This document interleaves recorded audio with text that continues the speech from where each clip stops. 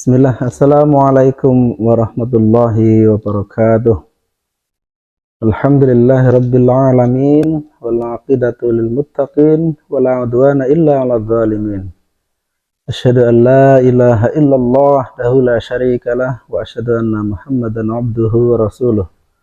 Allahumma shalli wa sallim wa barik ala nabiyyina Muhammadin wa ala alihi wa sahbihi ajma'in. Wallahu ta'ala fil Qur'anil Karim, ya ayyuhalladzina amanu taqullaha haqqa tuqatih wa la tamutunna illa wa antum muslimun.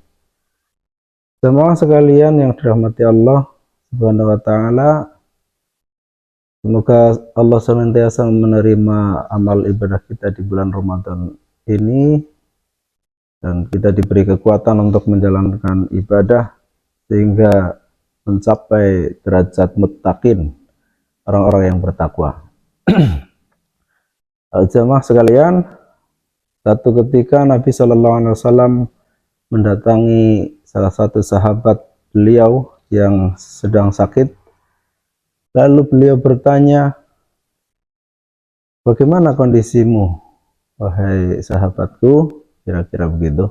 Lalu sahabat menjawab, "Demi Allah, wahai Rasulullah, sungguh saya sangat berharap kepada rahmat Allah dan saya sangat takut akan siksa Allah atas dosa-dosa saya." Maka Rasulullah SAW menjawab berkata, "Tidaklah dua perkara ini ada pada diri seorang hamba yang dalam keadaan sakit seperti ini, kecuali Allah akan memberikan apa yang diharapkan dan Allah akan amankan dia dari apa yang ditakutkan." Di sini dari Anas bin Malik radhiyallahu anhu. Nah, saudaraku kaum muslimin rahimakumullah, seorang hamba yang merasa takut sekaligus memiliki dia berharap ridho dari Allah, maka dia akan mendapatkan apa yang dia akan dijauhkan dari yang ditakutkan dan mendapatkan apa yang diharapkan.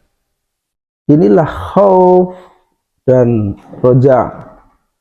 Khauf adalah rasa takut, takut karena melanggar perintah Allah, takut karena bermaksiat kepada Allah, takut akan murka Allah, takut akan jauhnya rahmat Allah Ta'ala kepada kita, takut akan siksa api neraka. Inilah khauf. Di dalam diri kita haruslah ada rasa khauf sekaligus roja, harapan akan kasih sayang Allah, harapan dari rahmat Allah, harapan dari ampunan Allah, harapan akan anugerah Allah Subhanahu wa taala berupa surga. Allah Ta'ala berfirman, "A'udzubillahi minasyaitonir rajim, wa iyaya farhabun." Hanya kepadaku hendaknya kamu takut. Di surat Al-Baqarah ayat 40. Kemudian di ayat yang lain Allah Ta'ala katakan, "Inna batasya rabbika lasyadid." Sesungguhnya azab Tuhanmu sangat keras. Surat Al-Buruj ayat 2. Atau di ayat yang lain, "Wa yuhadzirukumullahu nafsah." Allah memperingatkan kamu tentang siksanya. Di surat Al-Imran ayat 28. Jadi ini adalah ciri seorang yang beriman. Orang yang beriman itu memiliki rasa takut kepada Allah Ta'ala. Orang yang beriman akan merasa dirinya tidak aman dari siksa Allah Ta'ala. Tetapi kalau kita hanya mengedepankan atau terlalu dominan rasa takutnya, maka akan berpotensi putus asa. Sudah terlanjur saya sudah adalah pelaku dosa, saya ini adalah pendosa, pasti Allah tidak akan mengampuniku. Nah, inilah yang tidak boleh. Rasa takut yang tidak diimbangi dengan harapan positif pada Allah. Rasa khauf yang tidak diimbangi dengan roja kepada Allah. Ini akan menjadikan seorang yang memiliki khauf ini akan kebablasan menjadi orang yang berputus asa dari rahmat Allah. Wala tayasu mir rauhillah. Innahu la yayasu mir rauhillah illal qaumul kafirun. Janganlah kamu berputus asa dari rahmat Allah. Sesungguhnya tidak ada yang berputus asa dari rahmat Allah kecuali dia orang-orang yang kafir. Jadi orang yang terlalu dominan khaufnya, dia akan berpotensi menjadi orang yang berputus asa, sehingga seolah-olah Allah tidak memberikan ampunan, seolah-olah Allah itu bukan maha pengampun. Tetapi juga sebaliknya, kalau orang terlalu dominan, bahkan tidak ada rasa khauf, dia hanya roja saja, pengharapan saja, dia akan berpotensi menjadi orang yang tidak tahu diri, menjadi orang yang sembrono kepada Allah. Saya berbuat sesuka hati, Allah kan maha pengampun, pasti saya akan diampuni oleh Allah. Nah, ini terlalu dominan rasa rojaknya. Nah, bahkan dia akan menganggap, ya, dia akan mengandalkan amal kebaikannya, karena dia sudah beribadah banyak amal soleh yang dia kerjakan, banyak infaknya, banyak salatnya, banyak puasanya, sehingga Allah pasti sudah menjamin saya.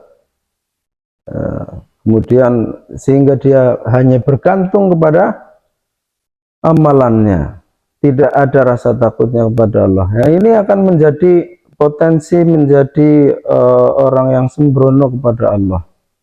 Mentang-mentang sudah beramal banyak, banyak amal solehnya, sehingga dia tidak ada rasa takutnya kepada Allah, sehingga dia bebas melakukan maksiat, sehingga dia bebas melakukan kejahatan.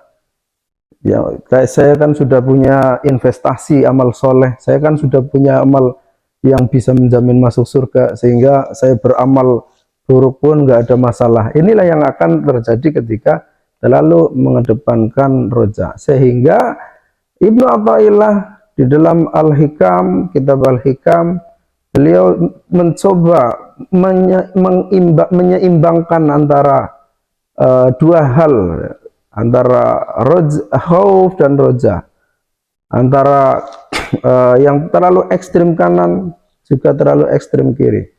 Di dalam satu bab beliau katakan, min alamatil i'timadi alal amali nuqsanur raja'i indu wujudil zulali. Jadi di antara tanda mengandalkan amal perbuatan adalah berkurangnya roja, berharapan pada ampunan Allah ketika melakukan kesalahan dosa. Sehingga setiap muslim, setiap orang yang beriman hendaknya mengumpulkan dua hal itu, menyeimbangkan. Ada kalanya kita khauf, takut kepada Allah, takut akan murkanya Allah, sehingga konsekuensinya adalah kita menjauhi perilaku-perilaku yang mendatangkan amarah Allah. Tapi juga kita tidak boleh berputus asa. Kita harus ingat, man syahida alla ilaha illallah dakhalal jannah. Barang siapa yang bersyahadat la ilaha illallah, maka dia masuk surga. Sehingga setiap orang yang beriman, orang Islam, sesungguhnya dia kelak masuk surga, meskipun memang harus melewati masuk neraka untuk menghapus, membersihkan dosa-dosanya. La yadkhila ahadukumul jannata amaluhu qalu wala anta ya Rasulullah qala wala ana illa ayataghammadani Allahu barahmatih. Jadi ini Rasul sallallahu alaihi wasallam pernah berkata, tidak ada seorang pun di antara kamu yang dimasukkan surga oleh amal perbuatannya. Para sahabat bertanya, termasuk engkau wahai Rasulullah? Iya, kata beliau, termasuk saya. Kecuali Allah melimpahkan kasih sayang kepadaku. Jadi kita mengandalkan amal soleh pun tidak boleh. Kita mengharapkan rahmatnya Allah saja. Hingga amal perbuatan itu adalah ya konsekuensi logis bagi kita seorang hamba yang sudah diberi karunia terlalu banyak, sehingga beramal kesalehan, beribadah kepada Allah adalah ekspresi rasa cinta kepada Allah. Ujungnya adalah mengharap rahmat Allah. Kalau kita mengandalkan amal soleh kita, mau berapa amal yang akan dijadikan sandaran?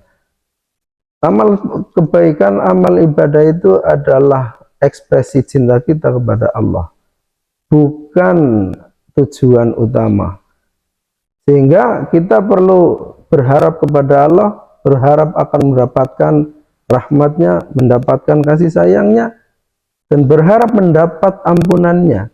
Karena kalau kita mau menghitung berapa dosa kita dibandingkan dengan amal perbuatan kita, ini tidak cukup. Ujungnya adalah semua tergantung kasih sayang Allah. Nah, saudaraku kaum muslimin rahimakumullah, sehingga khauf dan roja adalah ibarat dua sayap seorang hamba yang ingin bertemu dengan Tuhannya, sehingga kelak kita bertemu dengan Allah penuh dengan harapan dan juga takut akan siksanya, maka kelak kita akan mendapatkan ridhonya. Terlalu mengedepan khauf akan menyebabkan pesimistis, putus asa. Terlalu mengedepankan roja tanpa adanya rasa takut akan menjadikan dia sembrono kepada Allah Subhanahu wa taala. Maka kita beribadah adalah untuk mengekspresikan cinta kita kepada Allah dengan tujuan mendapatkan cinta dari Allah.